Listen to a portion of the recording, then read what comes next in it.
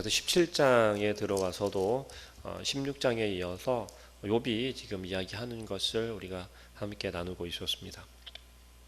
지난 시간에 1절부터 의 이야기를 보면 나의 기운이 쇠하며 나의 날이 다하였고 무덤이 나를 위해 준비되었구나 라면서 욥은 죽음을 희망하고 있었고 곧 죽음이 닥쳐왔다라고 욥은 고백하고 있었죠. 오늘 본문 말씀에서는 다시 이야기를 하는 것은 욥이 자기가 얼마나 이제 희망이 없고 망가질 대로 망가졌는지에 대해서 이야기를 하고 있는 걸 우리가 볼 수 있습니다. 자, 6절 말씀 보니까 하나님이 나를 백성의 속담거리가 되게 하시니, 이제는 하다못해서 욥의 이야기가 뭐라고 이야기합니까? 백성의 속담거리가 된다라고 이야기하는 거죠.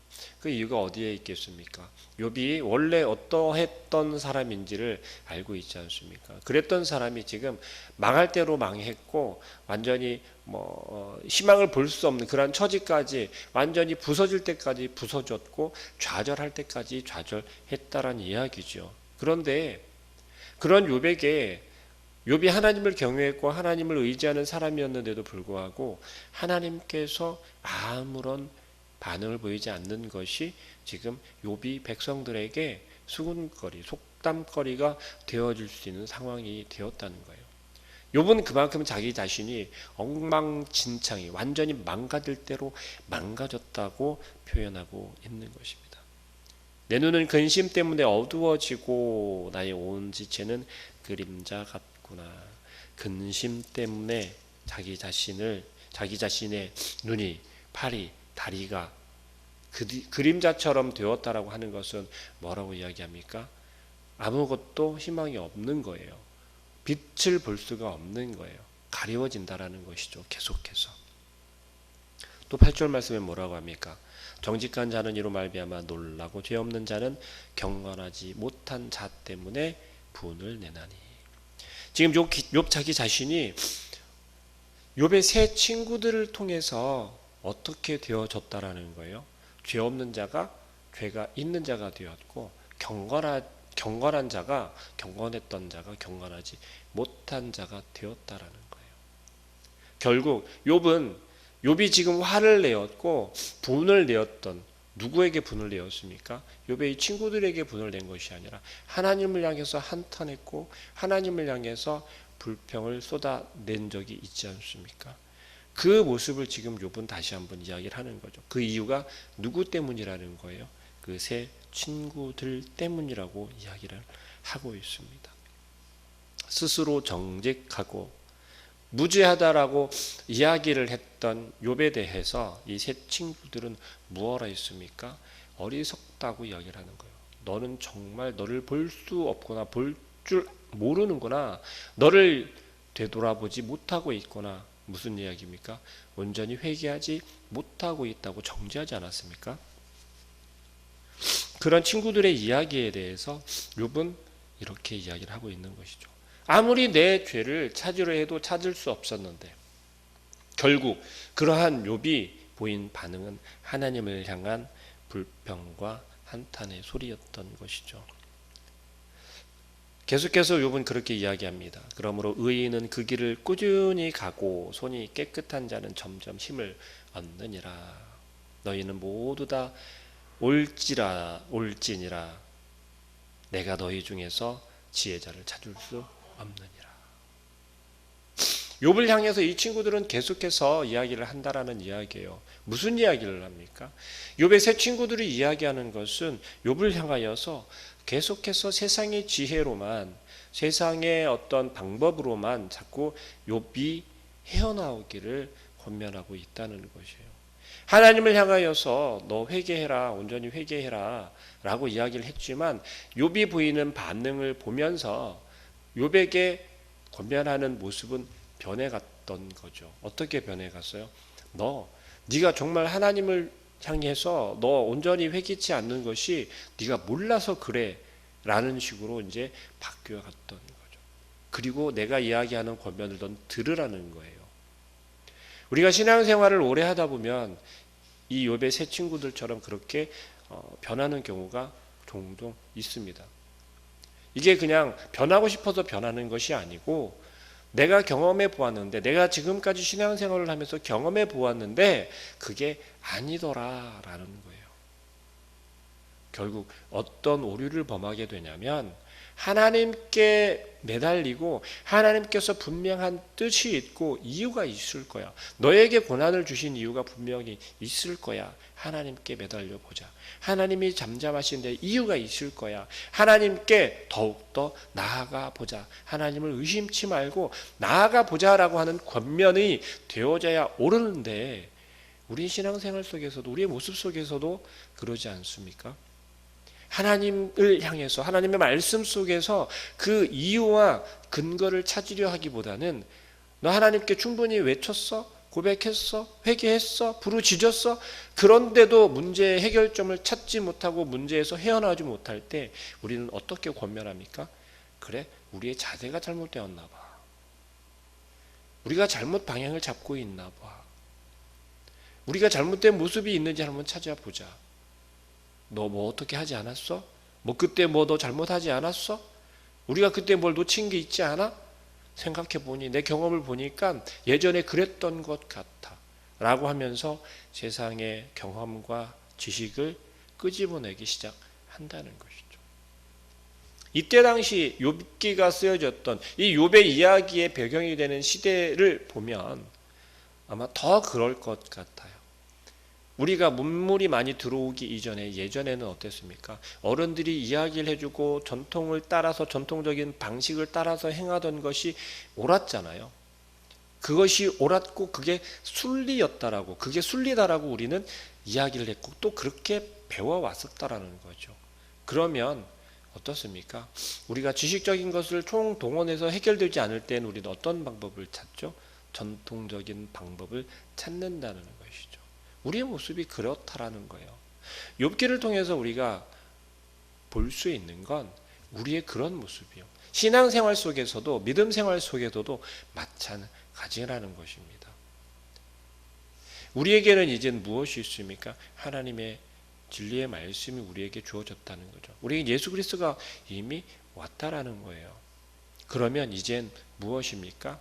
우리가 틀리지 않았다면, 틀리지 않았다라는 건 뭐예요? 우리가 바로 말씀을 바라보고 있고 그 말씀을 의지하려고 하는 그런 우리의 굳든 믿음이 있다면 우리는 무엇을 끝까지 쫓아야겠습니까?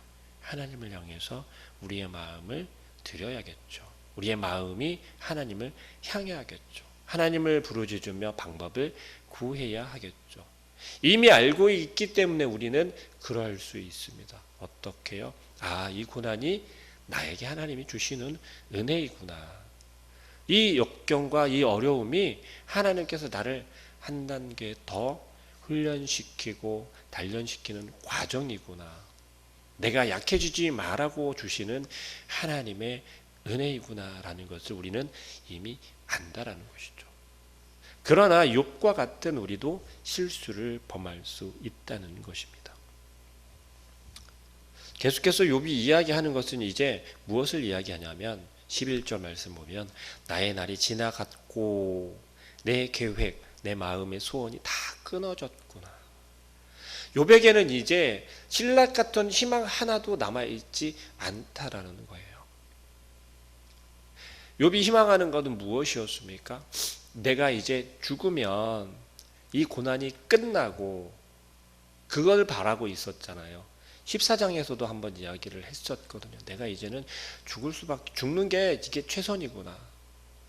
지난 시간에 말씀드린 것처럼 욥이 죽음을 바라고 있는 것은 우리가 생각하는 그런 자살의 의미가 아니라는 거예요. 그 고난의 끝이 어디에 있냐면 죽음이라고 하는 그것이 바로 모든 것의 끝이라는 거예요. 그럼 그 끝은 어디입니까?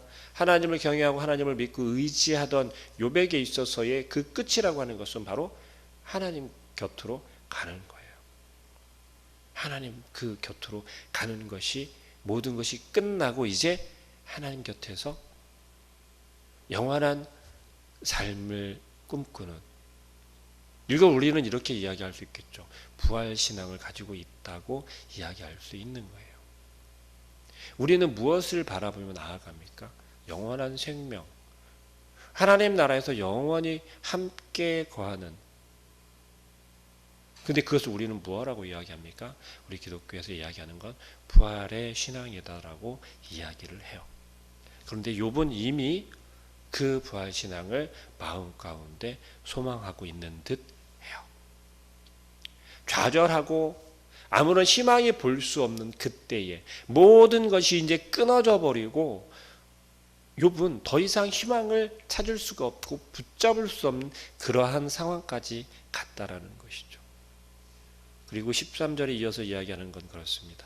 12절의 말씀을 보면 그들은 밤으로 낮을 삼고 빛 앞에서 어둠이 가깝다 하는구나. 내가 스올이 내 집이 되기를 희망하여 내 침상을 흑암에 펴놓음에 무덤에게는 너는 내 아버지라 구더기에게는 너는 내 어머니 내 자매라 할지라도 나의 희망이 어디 있으며 나의 희망을 누가 보겠느냐. 욥은 지금 어디까지 생각을 하고 있냐면 스올까지 내려가는 걸 이야기하고 있어요. 그곳이 내가 이제 갈 마지막 곳이다라는 거죠. 그런데 여기에서 우리가 생각할 것은 욥이 지금 이야기하고 있는 이 스올이라고 이야기하는 것은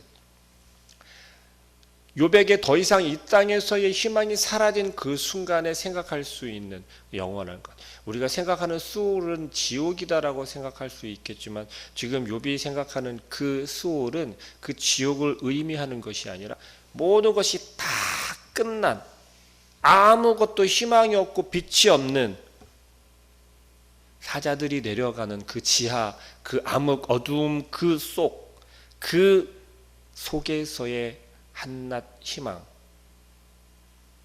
사실은 욥이 이야기를 하는 이 수올로 내려가서 그 무덤 가운데 그 암흑 가운데 내가 그 자리를 펴고 그것을 내가 집처럼 여기는 그러한 표현으로 이야기되고 있는 것은 결국 그곳에서 하나님께서 나를 건지실 그때를 기다리겠다라고 하는 그러한 희망을 이야기를 하고 있다는 것이요. 15절에서 나의 희망이 어디 있으며 나의 희망이 누가 보겠느냐. 수올로 내려간다라고 하는 것은 살아있는 사람은 갈 수 없다라는 것이 이때 당시에 이야기하던 그런 정설이었죠. 그럼 결국 이 욥은 어떻게 되어야 수올로 갈 수 있다는 거예요? 죽어야만 갈 수 있다라는 것입니다. 욥이 17장 오늘 본문 말씀에서 이야기를 하고 있는 것을 다시 한번 정리를 해보면 그렇습니다. 욥은 이제 더 이상 이 땅에서는 아무런 희망도 찾을 수 없다라는 거예요. 미래도 생각할 수 없는 그런 상황까지 갔다라는 거죠. 그런데 욥이 생각하는 그 죽음, 이제 무덤을 생각하며 흑암을 암흑을 생각하며 아무런 희망이 없는 그것을 이야기하면서도 계속해서 희망의 빛을 이야기하고 있어요. 부활하기 위해서는 다시 태어나기 위해서는 성경에서 이야기하고 있는 다시 태어나기 위해서는 부활하기 위해서는 죽어야 하는 게 맞죠. 죽지 않으면 다시 태어날 수 없고 부활할 수 없다라는 것입니다. 하나님께서 욥을 향하여서 왜 이 고난 가운데 그저 내버려 두시고 계속해서 침묵하고 있을까요?